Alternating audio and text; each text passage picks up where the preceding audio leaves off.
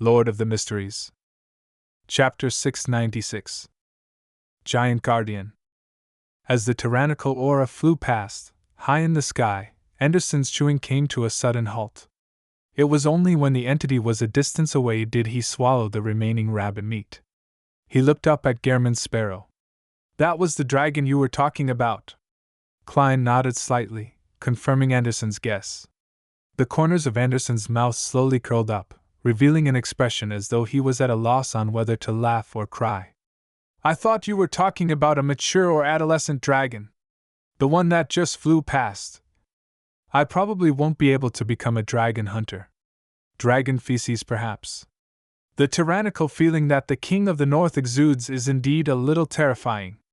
Compared to the pieced-together monster which made hair grow without restraint on the future, it's a lot stronger. Perhaps it's a sequence for, at the level of a demigod." Klein calmly made a judgment without revealing any hints of panic or horror. He clearly remembered that Grozel's travels had clearly indicated that the female pirate had managed to succeed in escaping from the King of the North's attack before meeting up with the team led by the main lead, Grozel. And Edwina Edwards clearly wasn't a demigod. She was a sequence 5 of the reader pathway.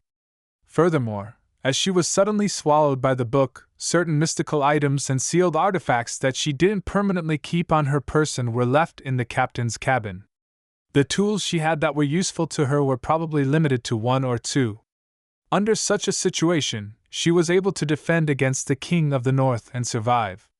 Having just advanced, and having adjusted his inventory, Klein believed that it wouldn't faze him too much. Furthermore, he was still connected to the gray fog. He could use the sea god's scepter to produce a response.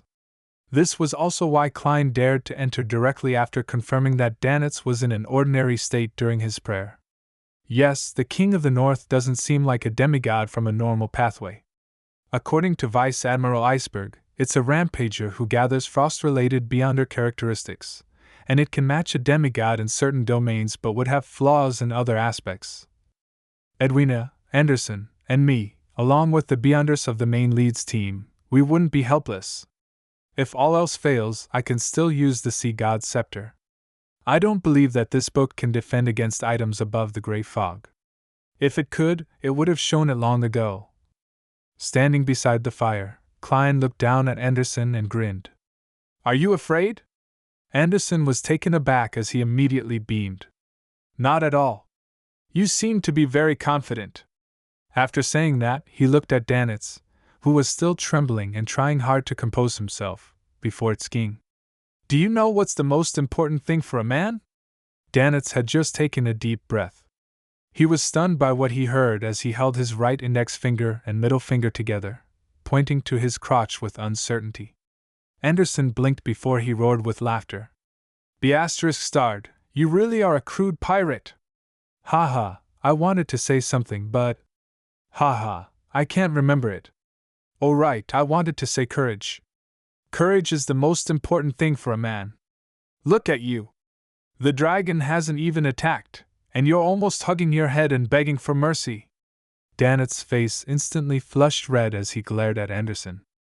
"You weren't acting like this back at Toscarter." Klein couldn't help but lampoon. Danitz was just about to make it clear that he was only influenced by the high-level creature when he suddenly recalled what was just said. His expression was immediately restored to normal as he casually replied, "I can't compare with dragon feces at all." Anderson's smile froze as he coughed lightly. As though nothing had happened, he yanked off a rabbit's leg and handed it over to Gehrman's sparrow. "Want a bite?" Klein remained silent for a few seconds before he slowly shook his head. "This is a strange world. Before confirming that there aren't any problems, it's best not to eat anything here. Perhaps it might be a piece of rabbit meat that will make you stay here forever." Anderson moved the roasted rabbit's leg to his nose before slowly putting it down. Following that, his face collapsed. "Why didn't you say so earlier?" Klein calmly replied. "I just thought of this problem." Anderson's expression turned twisted as he lowered his head. He quickly bit down on his roasted rabbit leg. "Aren't you afraid that something really bad will happen?" The strongest hunter's actions alarmed Danitz. Anderson laughed helplessly. I've already eaten one earlier. I've already digested it by now. Since there's no way of turning back, I might as well focus on enjoying it. Klein and Danitz were momentarily at a loss for words. After Anderson finished gnawing on the rabbit's leg, he deliberated and asked, Are you really not eating? We have no idea how much time we'll be spending here. If we really do starve, how are we supposed to fight the dragon? Klein didn't reply. He took out his golden pocket watch and opened it. It's 6:10 in the evening outside.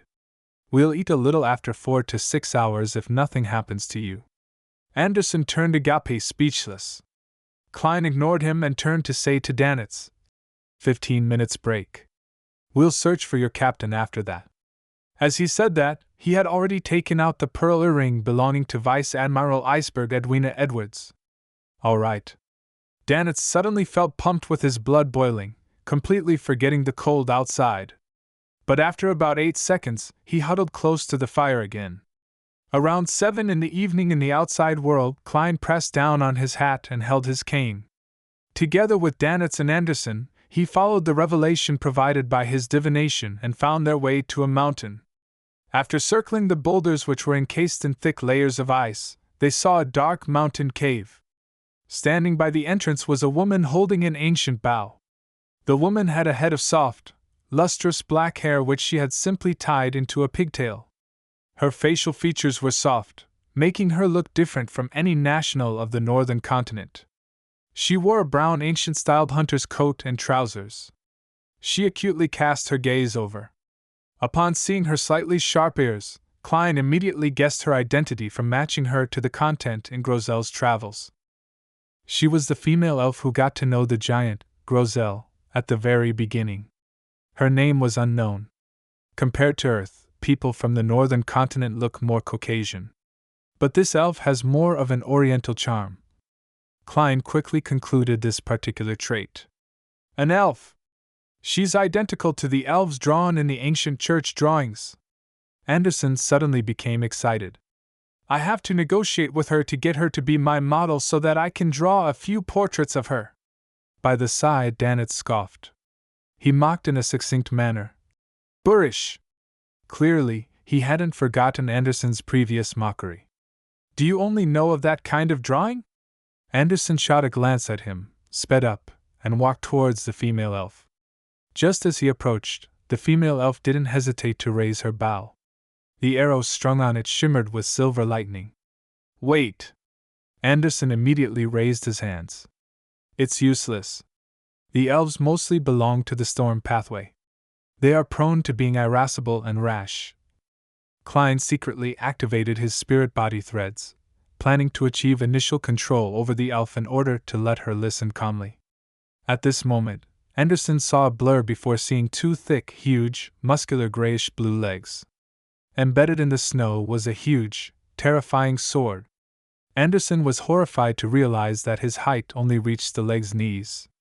He instinctively followed the sword and looked up, bit by bit. With his head almost completely facing upwards, he finally saw the giant who was nearly 4 meters tall. The giant's skin was grayish-blue. His abdomen and waist was covered in a thick furry beast hide, leaving him naked everywhere else. Even his legs lacked protection. He pounded on the sword, which was wider than a human door, and using his trademark single vertical eye to look at Anderson, Klein, and Danitz, he asked with a booming voice, Who are you? Why are you here in the Grozel camp? Klein was just about to reply when a familiar figure suddenly walked out from the dark mountain cave. Danitz's eyes were instantly filled with ecstasy. Dressed in a complicated shirt and dark-colored trousers, Edwina swept her gaze across the trio. Her usually cold expression revealed a rather flabbergasted look, as though she hadn't expected to see Gehrman Sparrow and Anderson Hood here. She quickly composed herself and looked up at the giant. Grozel, they are my companions. Grozel widened his huge mouth into a grin and asked in delight, Are you also here to help deal with Ulyssin? Ulyssin? Klein was momentarily left at a loss for an answer. At that moment, he saw Edwina, who was standing in the giant's shadow, give him a look. She wanted him to give an affirmative answer. Ulysses is the king of the north? Klein replied in thought. Yes. Ha ha, then we are friends. Grosel looked down at the trio and laughed. As he spoke, Anderson silently retreated back to Gehrman Sparrow's side as he said under his breath, This is the first time I'm meeting a living giant. There's no way of hitting his vital spots. He's just too tall. You can hit his legs. Klein lampooned and calmly replied, A huge target makes it easy to strike them. That's right. Anderson agreed. At that moment, Edwina walked over and introduced the three of them. This is the leader of the camp, Giant Guardian Grosel. This is the elven songster, Ciadas. Elven songster? Ocean songster? Klein suddenly felt that there was hope for Mr. Hangman's potion formula. Edwina turned halfway around and said to Grosel and Ciadas, They are my companions. The strongest adventurer, Gehrman Sparrow, treasure hunter, Anderson Hood, and renowned sailor, Danitz. I always thought Vice Admiral Iceberg was the serious type who never lied.